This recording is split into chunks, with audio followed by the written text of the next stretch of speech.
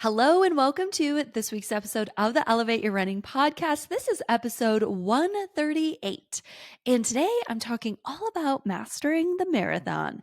6 things I wish I knew before racing my first marathon. Now, these are going to be things that I wish I knew, like when I crossed the finish line of the marathon, that these things would come up during the race. It would be thoughts, it would be feelings, it's actions, it's everything. And if you have run marathons before, maybe you're getting into your first marathon, congratulations. But if you've run marathons before, this is still a great episode to listen to because you're going to nod your head, probably smile, maybe wince a little bit, agree, say yes, yes, yes. There's probably going to be other things that come up that you think of, which is awesome. And I think these are all going to be things that we can remind ourselves, whether it's our first marathon or it's our seventh marathon or our 20th marathon. These are all going to be things that we can look back on and be like, yeah, let's do this. So with that, let's kick off with the elevated moment. My elevated moment of the week is getting in my first 20-mile long run of the Indianapolis build. The Indianapolis Marathon is on Saturday, November 9th. And this was my first 20. It was 20 easy. And it's one of those runs that it's probably it's the run that I look forward to the least. And I'm trying to say that in a positive note because I love everything I get to do. And this is going to be one of those runs where it's like, well, this is probably going to be a really tough run just because it's like at an easy effort. I don't want to go too fast. Last week I ran 16, so we're skipping 18 again. That seems to be a theme with Nell. I have not run an 18-mile long run with Nell ever. And I should ask her why, because that's actually pretty interesting. But I wanted to go into this run feeling strong. The weekend before, I ran with a group of girls that I run with and train with, and the pace started out a little hot. And I was the only one running as long as I was running that day. And I was on the struggle bus for sure for like the last 4 miles of the run. So I didn't want that to be the case this week. So it was a very successful long run. I fueled well. I got to practice fueling, which is huge. I'm changing the order of my gels going into this marathon, and I'm pretty sure I'm taking 3 different types of gels, and I think it's going to be great. So I'm going to continue to practice that. And I know there's going to be an episode maybe next month where I have a fall racing Q&A, and I also give an update on my gels and what I've decided to do for fall racing and the order and all that good stuff. So hopefully it's entertaining. But the fluid situation was great. I was able to consume nearly 2,000 milligrams of sodium, which for me is a great day. I'm a very salty sweater. I sweat a lot, just in general, like running. And for this run in particular, it started at 70 degrees and we ended around 78 degrees. So it wasn't too much of a temperature fluctuation, not like in the heat of like July, but it still was very noticeable. And so I really wanted to make sure I got everything in that I needed to take in with sodium, with gels, and then of course hydration. Now, the big asterisk on this entire run is the fact that my training partner Jenna did not run the 20 miles with me. She biked the 20 miles with me, and she biked because she couldn't run this run, unfortunately. And hopefully she's back here this weekend as we head into our first long run with some quality, which is going to be a pretty good indicator of where I am or where I'm not in training. And she biked with me, and that was such a sweet gesture and a sweet offering to not only drive us to Denver. We ended up running on the High Line, which is a flat, soft surface trail. It's one of the best for long runs, and it was really nice to get out of Boulder and get out of the inclines and the hills. And as grateful as I am to live here and to have beautiful run views, every day, it is nice to get out a weekend or two a month and run in Denver with different run views, different people, and make it fun. So that's what we get to do in training. So Jenna came with, and she biked next to me, and it was a lot of fun. And we kept, a pretty strong pace. It was really nice for her to just open the gel and hand it to me. It was nice for her to hand me water when I needed refills. And it was a really nice experience. I felt like the run wasn't as hard, maybe, as it could have been if I was doing all the things. I think anytime we can take a small or big mental load off of the training run, like gels and hydration, that's such a big win. So I feel like I have a glimmer, a slice of what the elites get to do day in and day out in their training. Maybe not always in their training, but definitely in their racing. And it's also going to be good for me in this training cycle to make sure that I am practicing opening my gels. I'm while running goal pace, which is going to be a focus for this week, and making sure that I'm staying hydrated. I'm getting enough water. I'm probably dropping water on my big loop course for this weekend to make sure that I get enough hydration as well, because that is a huge piece to the marathon, people. And if you've been listening over the last several weeks, I have continued my meal prep streak, and I meal prepped on Saturday. So I'm really proud of myself for that. I think I've hit a breakthrough when it comes to meal prep and how much I enjoyed it on Saturday afternoon rather than like late on Sunday when I, push it off, push it off, push it off. And then it's like the last thing to do for the weekend. And it's like the last thing I want to do on the weekend. So making it fun and meal prepping on Saturday was a huge win. So I'm going to continue that on my quest to run a strong fall marathon in November.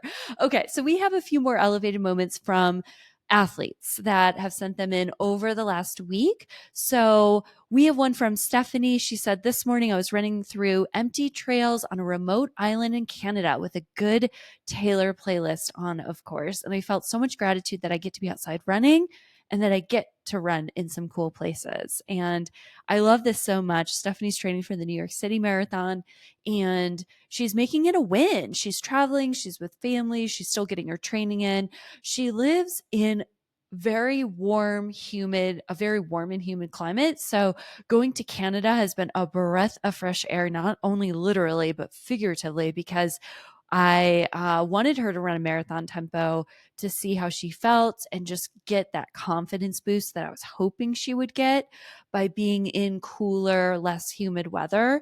And she definitely got it. So that was an exciting thing, of course. But then the gratitude that we get to run, I love it. Anytime I hear or read that type of sentiment, that's what it's all about. The second elevated moment is from Melissa, and she said one of her friends texted her that her treatment that she is going through in terms of PT and rehab and any prehab work is on the expensive side, but she has a job, she knows that she can do it, and she wants to take care of herself. And I think that that's such a great mindset shift on something that I know is a feeling that a lot of runners have when they are injured or going through the process of having a lot of niggles and the expense that comes with it. And it just can feel all negative. And we can say, yes, that sucks, because it does. And in Melissa's case, she can also flip it around and say, this is something I can do. So I'm grateful that I can do it, and I'm going to get stronger as I go through these treatments. So that's an incredible mindset to have, Melissa. Thanks for sharing. All right, now let's get into it. I have 6 things that I wish I knew in between starting the CIM marathon in 2019 and crossing that finish line in 2019. And I'm just picturing crossing, and I can feel all the feels that I felt, on that day. So first and foremost, the first takeaway is that missing a few training runs in the cycle will not impact your race day performance. Now, there is a big asterisk next to this because the most important pieces to marathon training are the long run. I think that's actually the number one thing. Getting the long run in, getting the time on feet in, because if you can't get that in, race day is going to be a pretty difficult day. The second piece is the workout. You want to be able to get the marathon tempo or the workout in, some sort of stimulus once a week in your body. Now, if you're training for a marathon and your goal is to finish, you could remove that workout and focus in on just consistent running, consistent easy running, and building up that long run. But I think a lot of times in training, we might feel sick, we might feel fatigued, we might be overworked, overstressed, and we stick to the schedule, and it's almost working against us than working for us. So you want to have that balance. You also want to make sure that if you pull one, what is it, Jenga piece out of um, the Jenga, I'm totally spacing on what it is, but it's the Jenga tower. You don't want that tower to fall. Or if you remove one domino from a path of dominoes, you don't want the dominoes to fall. So it is definitely this balancing act of making sure that if you are skipping a training run or two, you're shifting because you need more sleep. Maybe you're a morning runner and you're choosing to sleep in. I think that's always a great win. When any athlete that I coach says that, my first response is always good. And also tell me more about your sleep schedule. Like, let's talk about this. And sleep is a great reason. Waking up and feeling ill, feeling fatigued this doesn't feel normal fatigue for marathon training. And also if you're overly stressed. So in my first training cycle, there was one day where I woke up and it was on a Friday morning. I had plans. I'd work all day and I had plans in Boulder on Friday night. And I had a training run to do. And I think at the time I was running 6 miles on most of my easy days. And I was in that state of it's 4:20, 4:30 in the morning, wake up, get out of bed, drink a little bit of water, drink half a cup of coffee, change into running clothes, and just go. And my whole mantra was just start the watch, start the shuffle, and get this thing done. Now, this was in the dark, so it would have had to have been in the second half of my 12-week training build. But I woke up sick that morning, sick, I had maybe ate something bad the night before. And I was just laying in bed and I felt terrible. And I'm such a stickler for schedules. And if I have something on my schedule, I'm going to do it. I'm very consistent in that way. Probably it actually doesn't serve me all the time because I dig myself into holes because of it. And I thought to myself, you do not have time to do this run after work. It has to happen now. So I ended up going out for my run and getting it done. Now, thankfully, I felt better within the first 30 minutes of the run. So I don't actually know what was going on, but I didn't get sick. I didn't, vomit or throw up, which is what I was feeling like doing. And I had a great long run the next day. So I'm not exactly sure what it was, but I think it's okay to say to yourself, if there's a morning that happens, or all the other reasons I expressed, or it's after work and you're really fatigued, or you feel like you've been putting your social life on hold and there's this really fun social thing that you want to do, and it's a easy training run that is just going to impact 5, 6, 8 miles out of your week, maybe you should go do that other thing. Because missing a few of those training runs, but having a full heart or a full cup or staying healthy is really the most important thing. And missing a few training runs will not impact your race day. The second takeaway is staying hydrated in a marathon is much more important than anyone really talks about. And it's much more important than any other race, shorter than the marathon distance. So, this is something that I don't think we talk about enough as coaches, as content creators, as people out in the space educating the running community on how to train for a marathon. Staying hydrated is very important. It's very, very, very easy, in my opinion, to be able to race 5K, 10K, half and not consume water. And I am someone who is a very heavy water drinker when I run. And it gets a little bit better when it's cooler, but in the summer months, I am a camel and it makes a difference. I need to drink a lot. And when you get into the marathon distance, it's something that is equally as important because you're sweating. You're running anywhere from, around 3 hours to 5.5 hours, and you are sweating. And if you're running in a dry climate, your sweat is evaporating, so you don't realize how much you are actually sweating. And I think that can be a really scary place to be. So staying hydrated in the marathon is key. The last thing that you want to have happen is you're not taking water in. Maybe it's the halfway point. You start to drink water and then you can't get enough water, or the sun comes out and you desperately need water. And at that point, your race is over, in my opinion, because if you're underfueled, you can catch up. You can take more gels, you can make that up within reason. If you're dehydrated in a marathon because you haven't been drinking water in the race, you're not making that up. You can't make it up. I've had races where I wasn't necessarily dehydrated, but I wasn't hydrating enough in the first 10K, which I'm going to say is the most important place to hydrate.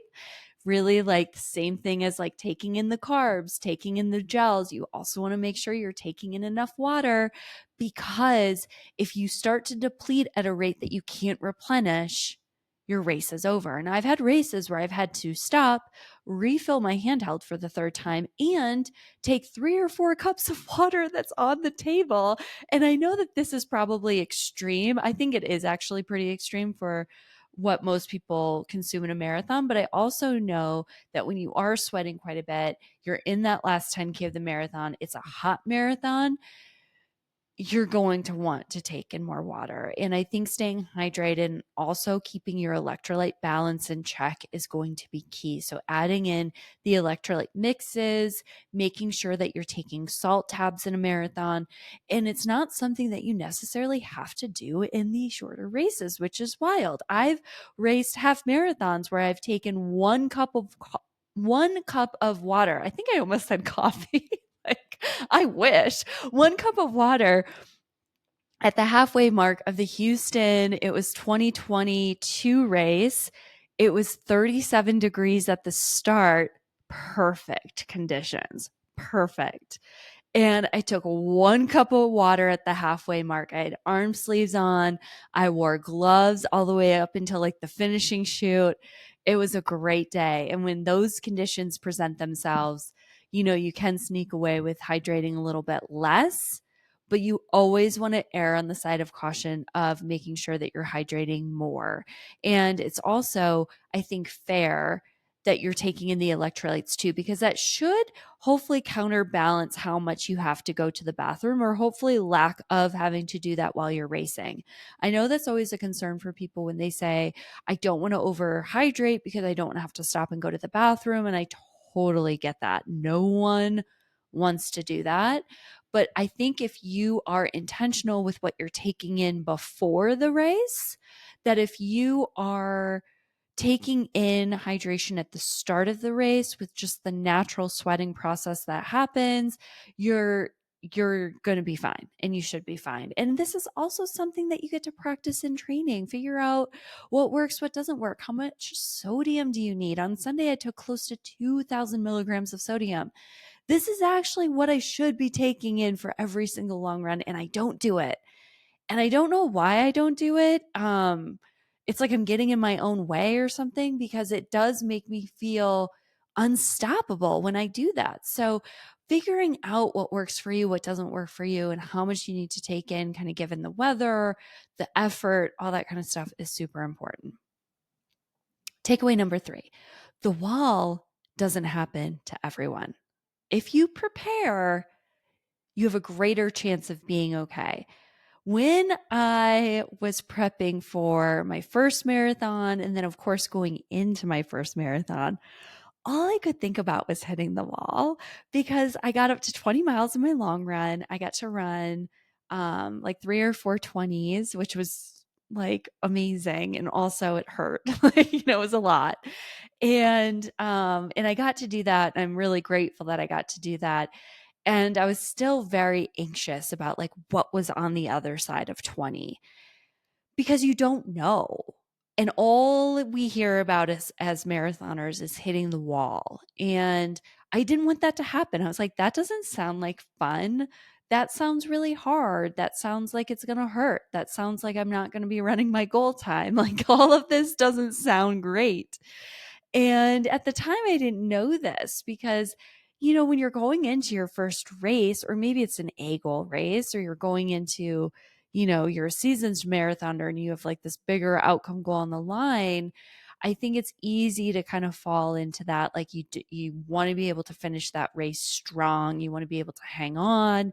You want to do the best that you can do. And what I have to say about this is that if you prepare for the marathon and you fuel, you take your gels, you hydrate, you don't run too fast in the first 10K of the marathon.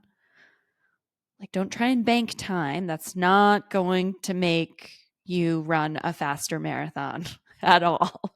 It's not, unfortunately. A lot of people think it does, but you actually lose more time in the last 10K when you start to fall apart or hit the wall. And then carbo load, the 3 days leading into the race, you shouldn't hit the wall. Now, there's going to be caveats to this. There's going to be things that will happen that are outside of your control. But to quote unquote hit the wall is when your glycogen stores are fried, they're empty, they're depleted. You cannot hang on to pace. And that could mean from not carbo loading before the race. So up to 3 days, 3 to 5 grams of carbs per body pound. I know a lot of dietitians talk in kilos, but we can talk pounds, right? 3 to 5 grams of carbohydrates per body pound per day. Focus on those simple carbohydrates. Get a great breakfast in the day of the marathon, the morning of the marathon. Make sure that you're fueling and taking gels every 3 to 4 miles. Every 30-ish minutes is really the target. 80-ish grams of carbohydrates within an hour is another way that you could look at it. Play around in training to obviously like test things out, know what works, know what doesn't work. And if you don't overrun that first 10K, which you need to have as a runner, you have to embody a lot of patience in that first 10K, because you are carved up, you are energized, you're tapered, and you are ready to rip. And you have to think about the long game, which is the marathon, and that you have 26.2 miles to run, and running hard or faster than goal pace in that first 10K is only going to tire you out, body and mind. It's going to deplete your glycogen stores faster. And when things start to get difficult, what are you going to do? You don't want to hit the wall at mile 10 or mile 16 or mile 20. I've been there for each one of those mile markers I just listed for various reasons. But each training cycle, we learn, we grow, and we're stronger for it. So the wall doesn't happen to everyone. You get to know that. It's not something that you're going to have in every race. Even if you are someone like me, where I've said, I've hit the wall at mile 10, I've hit the wall at mile 16, and I've hit it at mile 20. That doesn't mean it's happening this fall. If anything, we've been working really hard on how to prevent that through a lot of both physical and my own personal mindset training that I've been doing. All right. So, key takeaway number 4 is the amount of discomfort that you're in after your first 20-mile long run of the season. Let's go back to that first 20-mile or your longest, let's say your longest long run of the season. Remember that discomfort, especially that first cycle. It's different for sure. That amount of discomfort that you're in that moment does not compare to the amount of discomfort that you're going to have when you cross the finish line. And I am not saying this to scare you. I am saying this to prepare you because I was very naive in this area. I thought I've run like 3 or 4 20-mile long runs, and some of them had goal pace. Some of them had, I mean, it's like a mini version of what I do now with Nell. It's like wild to like look back on my first training cycle and to see everything I did. And I know I had like the 5 easy, 5 at goal pace, 5 easy, 5 at goal pace. And I did it. And I remember how I felt. It's like you're just tired, you're fatigued, your muscles are sore, things hurt, muscles hurt that you didn't even know existed. You lay down for a little bit and then try and stand up, and it's like hard to walk. Like there's all these things that happen, right? And that's normal to a certain extent because your body's getting used to that fatigue. It's getting used to running for, let's say, just call it 3 hours. It's getting used to that. It's not there. What I know to be true, as a side note, is that the more you train, the more you run marathons. I'm in my 7th marathon season, and my 20 on Sunday felt great. I felt great after. I walked my dog. I had so much energy. Jenna, who was biking next to me when we were at like 19 and a half miles, she's like, could you keep going? And I was like, well, I'd prefer to stop, but I could totally keep running. And if I could get some cold water, I would definitely be able to keep going. And I think that's the power of consistency and stacking training cycles and, taking time off after racing, but not taking endless amounts of time off of racing. Your body adapts, it grows, and it gets stronger. And that's one of the coolest things to feel and see.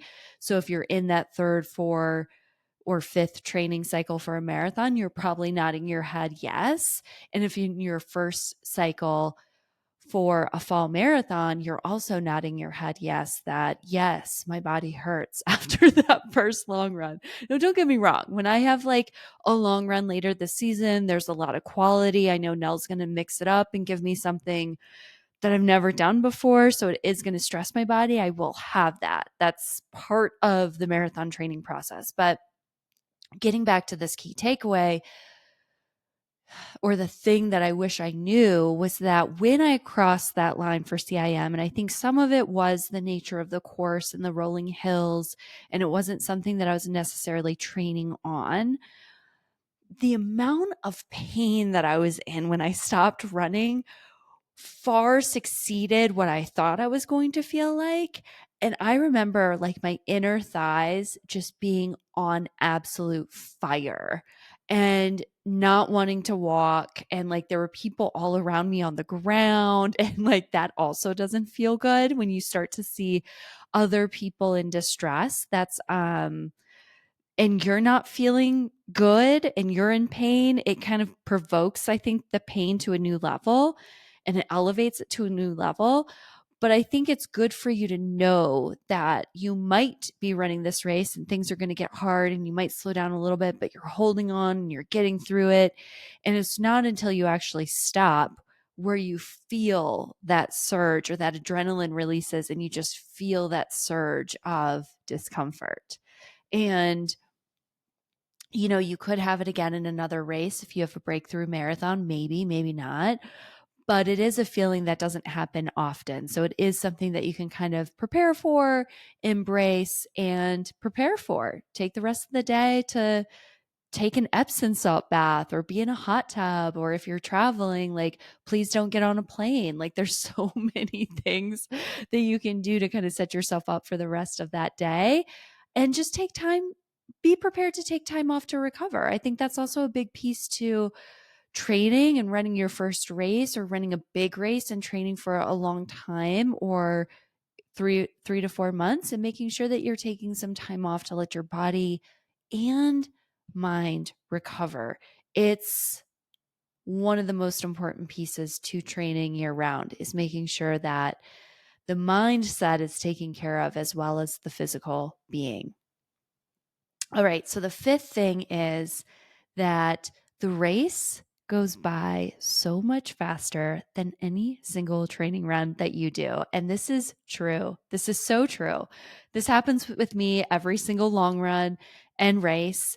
And I say this to athletes that I coach all the time who are like, wow, this long run just felt like it dragged on. And I'm like, well, congratulations. Like, you got that out of the way. The race, even though it's longer, it's going to go by so much faster because there's so many other things to fixate and focus on. You could be focusing on your splits. You could be focusing on hydration and gels and locking that in. I will talk to people when I'm running, especially in the first half, to really make sure that the pace is like where it needs to be. It's comfortable. So I'll start talking to people, or people will talk to me, and that's a great way to let time pass. You just want to make sure that you don't start running too fast when that happens, because that can be part of that type of dynamic. But yeah, I think it's a really cool place to be when you're in the race and you have the spectators and there's a lot of cheer support, crowd support. Maybe you have friends and family out on the course, so you know you're looking for them. The 26.2 miles go by so much faster than you think. And like, before I know it, I'm at the halfway mark, and then that's go time, or it's blow up time depending on my race. But yeah, it's a place that, you get to like be present, stay in the moment, have a lot of fun, and know that the race goes by fast. So take it all in, soak it in. And the Chicago Marathon that I ran 2 years ago was one of my favorites for a gajillion reasons. But I had so many people on the course supporting me that I got to look forward to seeing someone every 5K, if not like every 2 miles. So there were people from the city of Chicago that I knew that lived there, and they were bouncing around. I had athletes that I was coaching at the time. I had my parents. I had my good friend Jessie there, who was handing me water when I needed it, which was really nice. And that makes a huge difference, a huge, huge, huge difference. And I guess that could be part B to this thing that I wish I knew before racing my first marathon, is having people out on the course, if you can, makes it so much more enjoyable than going into a race where you don't have anyone. And I was at the Boston Marathon in 2023, and I didn't have anyone on the course there to support me for that race. And it's definitely a weird feeling knowing that you don't have those checkpoints of people. And I was coming off of the Chicago race where I had people at every 5K. So it's pretty wild. But I also realized that I race a lot, and sometimes that happens, and that's okay. But having people out there to support you definitely makes everything just feel a little bit easier. It makes the time go by a little bit faster. And I know I've said this on a recent podcast, but I think it relaxes you and it makes the runner have a stronger race. When you see people you love out there, you instantly like relax a bit, you're a bit carefree. And anytime you can do that, you're going to be running stronger because of that relaxation. And for the last thing that I wish I knew before running my first marathon or finishing my first marathon, is having a strong why for why you're doing it. I went into my first marathon with this goal of Boston qualifying, and I didn't really have any other why attached to it. I didn't have any process goals attached to it. I was so focused on running. At the time, I needed to run a 3:35, so we were targeting a 3:33. Now, this is 2019. Things were different. And that was my sole focus. And I wanted to run Boston because I wanted to prove to myself that I could do it in the first marathon, which is not a good reason.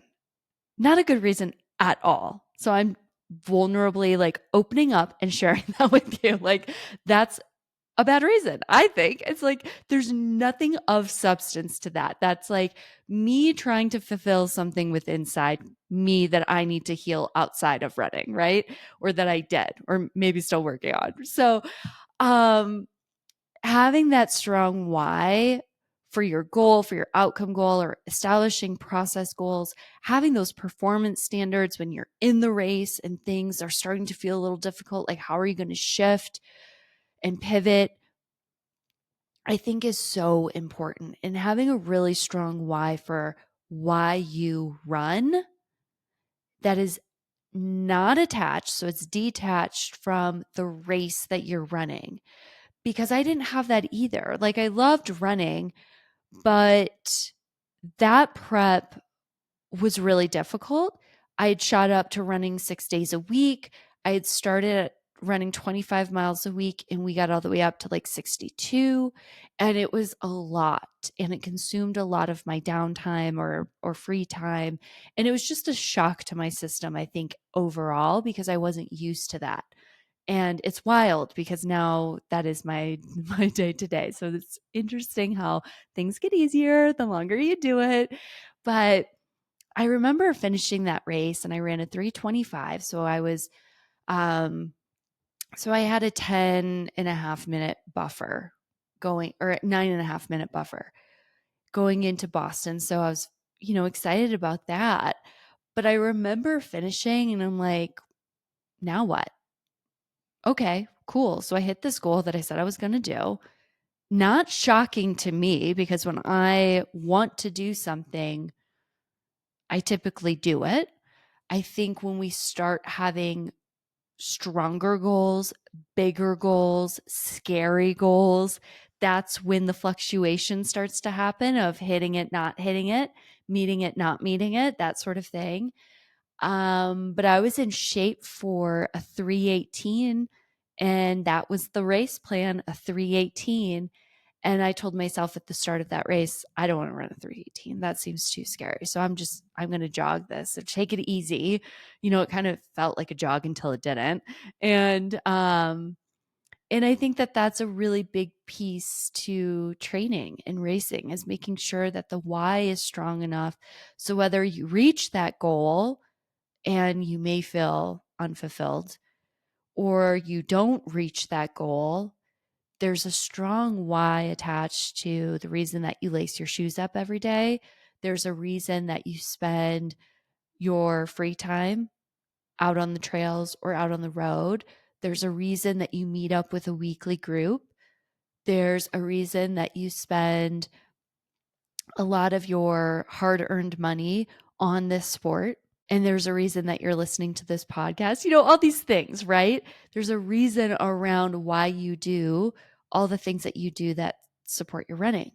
And I think that that's such a big piece for everyone to have, whether you're running your first race or not, because when the going gets tough, you have to have that strong why as your foundation to fall back on, or you'll start to wobble quite a bit and you won't really know what direction to go in, which is what happened to me. I didn't know what I wanted to do after this race. I wasn't going to run Boston until what was supposed to be April of 21.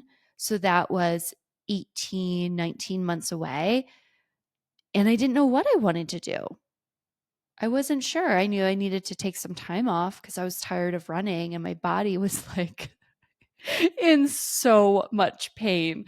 I flew back the next day on the following day and I had a massage scheduled. Also a big mistake because that massage actually made me more sore and it took a longer time to recover from. So that's just another side note. But I think it's really important that there is that why for all those reasons, and making sure that you're doing it for the reasons that you want to do it. And it's not for anyone else. It's for you. and it's something you love and it's something that fulfills you and brings you joy. And that's going to look, all those things we all get to have. And the way that we get to have that is going to look different.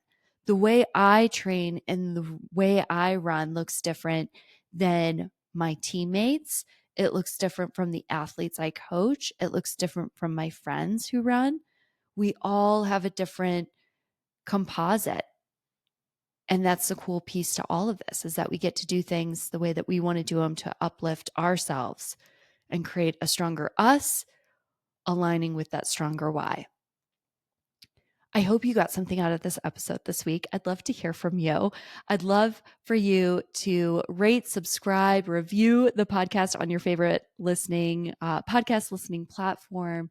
Please leave a review. That's super helpful. Or, hey, send me a note, send me an email. If there's something that you want to hear this fall or this winter, the fall lineup's pretty secure. But there's probably some wiggle room in there. If there's something you want to hear, I'd love to hear from you. If you have feedback, I'd love to hear that as well. I hope that in this episode, you've noticed a few changes. There are a few changes going on behind the scenes of the Elevate Your Running podcast. And I hope to bring you an enhanced version of the podcast. I know from February through the end of August, it's been a little wobbly and I've had to get my feet underneath me. And so I'm hoping that the fall and moving forward, it's much smoother and it's a better quality podcast. It's a better sounding podcast and all those things. So I'd love to hear from you. And if you'd like to follow along on social, we're on Elevate Your Running and Sarah, Sayrah, runs happy. And hey, it's fall racing season, which also means that there's some movers and shakers in the one-on-one coaching. So you heard from Coach Amber last week. We both have a few spots open for the fall season and moving forward. So if you are looking to elevate your running and feel supported, not just in training, not just in the goals that you want to reach, but also on the human side of training and how it all comes together to create an enhanced version of you, we would love to coach you. So please reach out. You can email me at Sarah, Sara, at elevateyourrunning.com. Thanks everyone for listening this week, and I'll catch you with a great episode. We have Emily Saul back on the podcast next week talking about a very specific topic that I know you'll all, I think, appreciate and love. So cheers to that. Have a great week.